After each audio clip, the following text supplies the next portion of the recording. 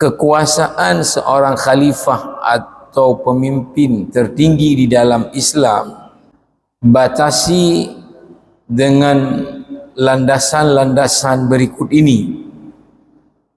Yang pertama, bahwa dalam Islam seorang pemimpin itu mesti tunduk kepada syariat Islam dan dia dituntut untuk menerapkan dan menjalankan hukum-hukum Islam, dan juga dalam membuat aturan-aturan, kebijakan-kebijakan mesti berdasarkan kepada landasan-landasan syariat Islam. Seorang pemimpin tidak boleh keluar daripada frame ini,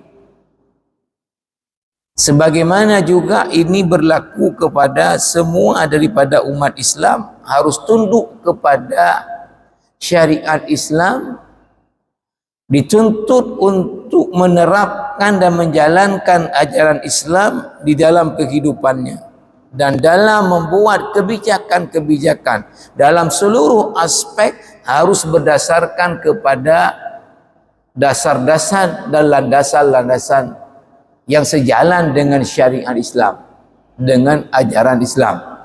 Dan hal inilah yang ditegaskan oleh Abu Bakar dan para khalifah setelah beliau, yang disampaikan oleh Abu Bakar pada awal khutbah politiknya setelah menjadi khalifah. Taatilah aku, patuhilah aku selama aku taat kepada Allah dan Rasulnya. Dalam hal saya bermaksiat kepada Allah, maka tidak ada kewajiban kalian untuk taat kepada aku.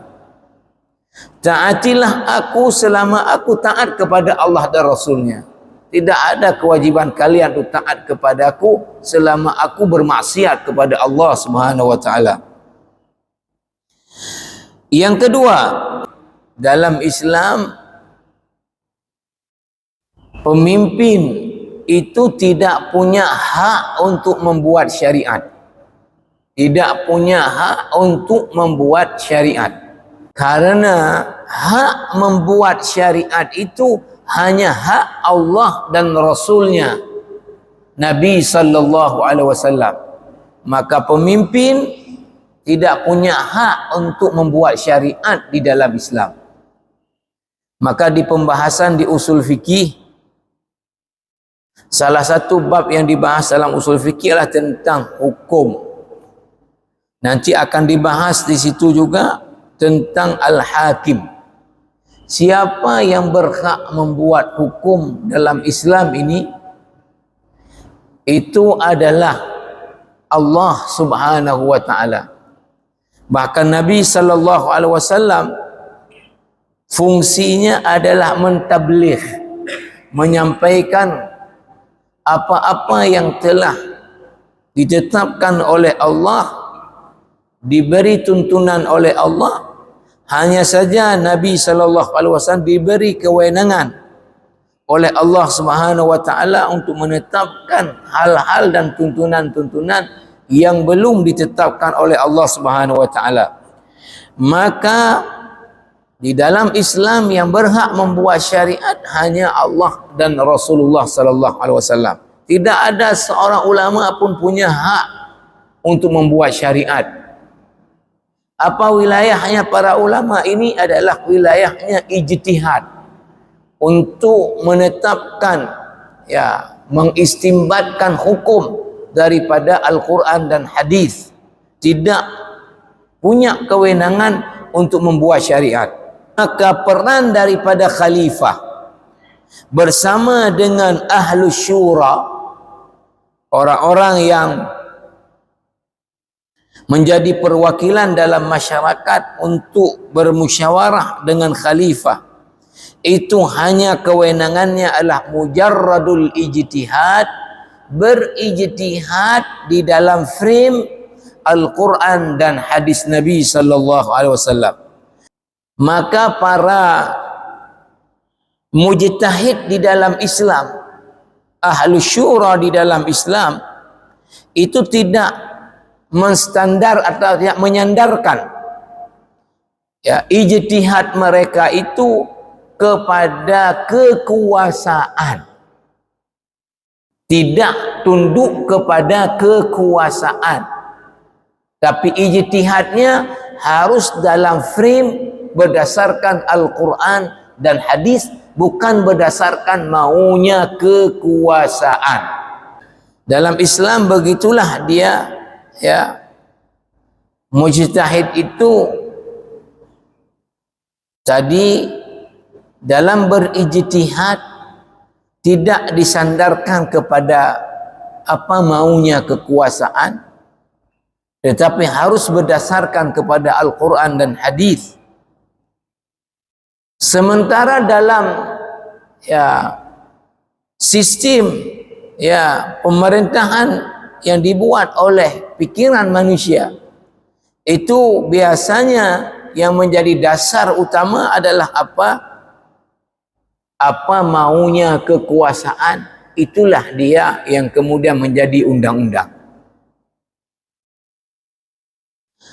Salisan, yang ketiga, pemimpin dan para pembantunya di dalam Islam harus terikat dengan dasar-dasar sistem pemerintahan dalam Islam sebagaimana yang telah ditetapkan oleh Al-Quran dan juga hadis Nabi sallallahu alaihi wasallam.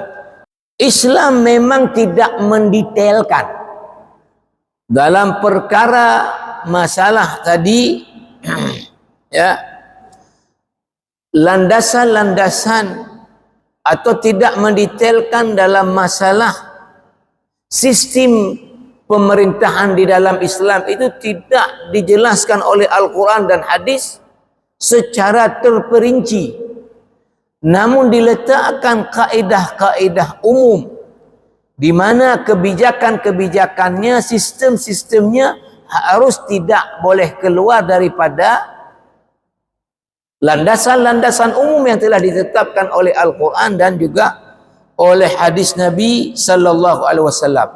Kenapa tidak didetailkan ini?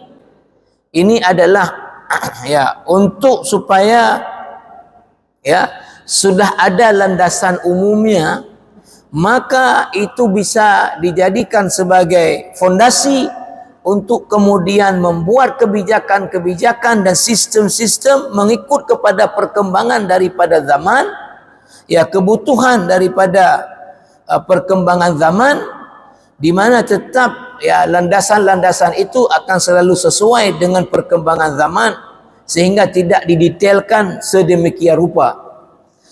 Adapun landasan-landasan umum terhadap pemerintahan di dalam Islam adalah sebagaimana yang akan dijelaskan berikut ini. Pertama, landasannya adalah asyura, permusyawaratan. Sistem pemerintahan di dalam Islam dibangun atas dasar permusyawaratan. Sebagaimana sila kita itu juga ya, oleh para, kalau bahasa kerennya, founding father, para pendiri bangsa ini ya telah menetapkan ya bahwa ya untuk menetapkan landasan-landasan kebijakan-kebijakan arah daripada pembangunan bangsa ini, maka itu dibangun atas asas permusyawaratan. Walaupun kemudian setelah reformasi kita ini sudah sedikit bergeser kepada demokrasi, ya sampai sekarang sampai pilih ciksung, ya, di mana dulu juga ya semuanya adalah dimusyawarahkan oleh ahlu syura.